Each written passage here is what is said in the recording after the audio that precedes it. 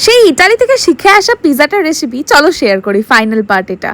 3 ঘন্টা আগে থেকে মেখে রাখা ডোটাকে এবারে ফাইনালি স্ট্রেচিং করতে হবে।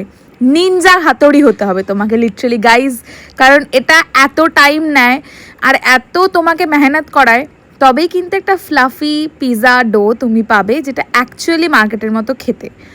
এরপরে এটাকে 4 ভাগে ভাগ করে নিয়েছিলাম, ময়দা দিয়ে হালকাভাবে বেলে নিয়েছিলাম, হাতে করে প্যানের ওপর অয়েল মাখিয়ে তার ওপর ময়দা গ্রিস করে প্যানের ওপর ফেলে সেটাকে ফুটো ফুটো করে নিতে হবে কাঁটা চামচ দিয়ে।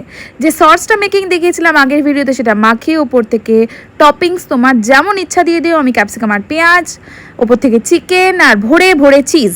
আমি এখানে নর্মাল চিজটা ইউজ করেছি আর এই দুটো মিক্স আমি ইউজ করেছি, পিজা পাস্তা মিক্স আর অরিগানো। বড় গ্যাসটা একদম আস্তে দিয়ে একটা প্যান, তারপরে আরেকটা প্যান, তারপরে আর একটা বড় ভারী থালা দিয়ে 15 মিনিটের জন্য বেক করলেই তোমার ক্রিস্পি পিজা রেডি। দেখা হচ্ছে পরের ব্লগে।